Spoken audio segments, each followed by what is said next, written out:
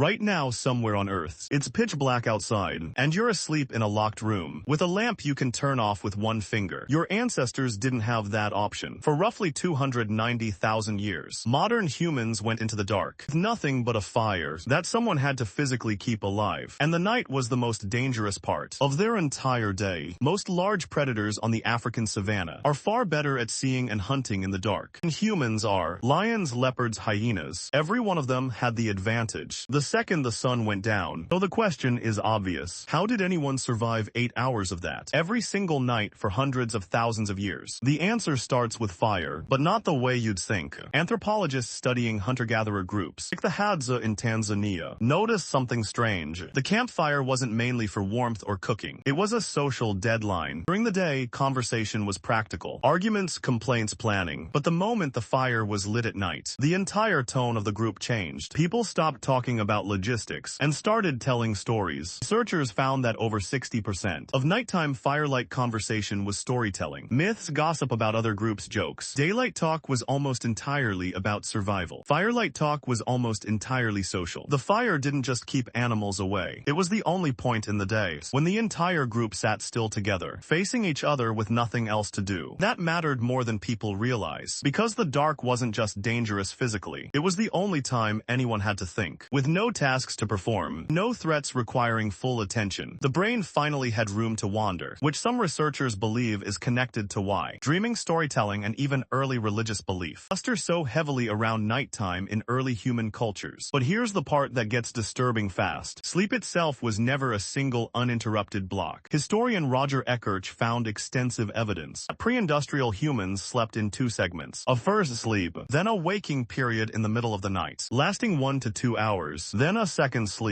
During that gap, people didn't just lie there. They had sex, talked, prayed, tended the fire, or simply lay awake in the dark. Listening for what exactly? The specific call of a predator. That meant it was actively hunting nearby, not just passing through. The Hadza and other modern hunter-gatherer groups can identify which animal sound means immediate danger versus background noise, a skill anthropologists believe was essential, not optional. For nighttime survival, someone in the group was almost always partially awake, not standing guard formally, just naturally light sleepers, woken instantly by unfamiliar sound, while others slept deeply beside them. It wasn't organized. It was just how a group of humans sleeping together actually worked. Built-in alarm system nobody had to assign. And this is where it gets stranger. Some researchers argue that sleeping in groups, around a fire talking before drifting off, is the exact environment human brains evolved to expect at night. Which means a huge percentage of modern insomnia might not be a malfunction at all. It might be a body that's still waiting for a fire that isn't there, and a group of people that isn't sleeping beside it anymore. Your ancestors didn't sleep alone in silence, inside a sealed room. They slept in a pile, half listening, half dreaming, surrounded by the only thing standing between them and the dark. The fire went out generations ago. Some part of you is apparently still listening for it.